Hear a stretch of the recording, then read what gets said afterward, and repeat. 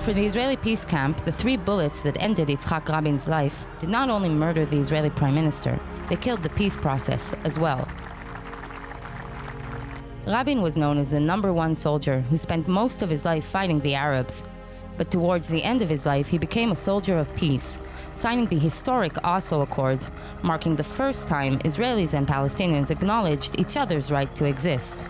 Oslo wasn't Rabin's idea, it was the brainchild of his political foe, then Foreign Minister Shimon Peres, and more precisely, Peres' advisors, primarily a group of Israeli academics and lawyers who initiated informal contacts with the PLO.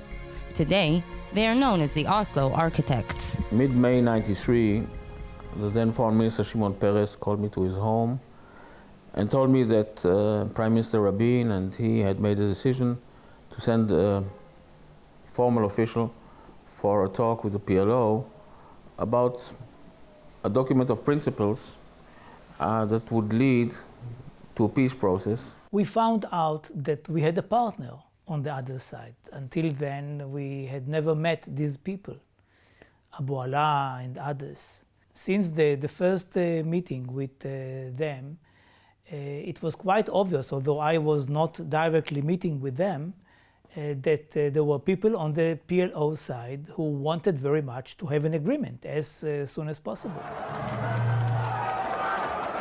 Rabin reached his second term as prime minister hungry for action after promising a peace agreement within 9 months. Although he was dragged into the Oslo process, he decided to give it a go. More than a process, more than a lot of points along the road, Oslo is a decision.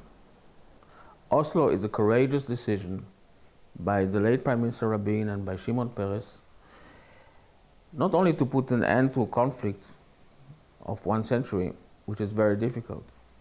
It's a decision to have a 2-state solution. You have to understand Rabin thinking. It is essential for Israel to develop what we call the 3-circle strategy. The 3-circle strategy means that we have an understanding with the Palestinians, that because we have understanding with the Palestinians, we create very close relations with Egypt, with Jordan, with the neighboring countries. And this makes it possible for us to work closely together with the United States in order to defend ourselves against threats that come from Iran, Pakistan, and the third and the other circle. The agreement reached its public climax on September 13, 1993 at the White House. Rabin shook hands with Arafat, but there was no love there. It was a dramatic paradigm change.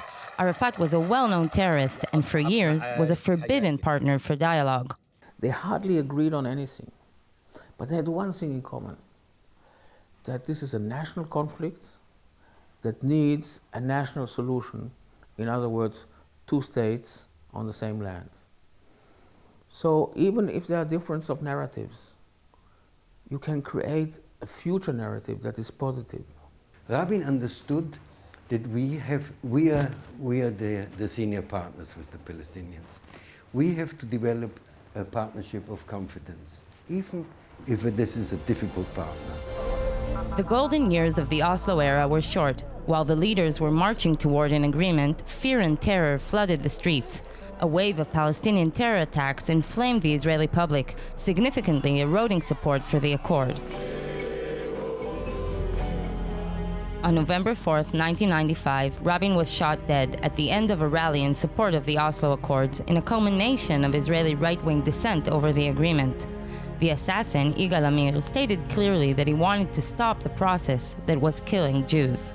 The enemies of peace is what brought terror from the Palestinian side, and the enemies of peace is what brought the assassination of Rabin. Then, on the 4th of November 1995, the feeling was that yes, he succeeded to kill the prime minister, but he could not kill the process. The feeling then, after his assassination, was not that everything stopped, but the other way around, that it will continue, that it is our role to continue it, and that there will be a very big support for the continuation of the process. Only now I can say that these 3 shots were the ones which stopped the process for decades. Oslo was supposed to be an interim phase of 5 years, and was supposed to lead to a final status agreement that would establish a Palestinian state. 2 decades after the assassination, no Palestinian state, thousands of people killed from both sides, and the peace process is gasping its last breath.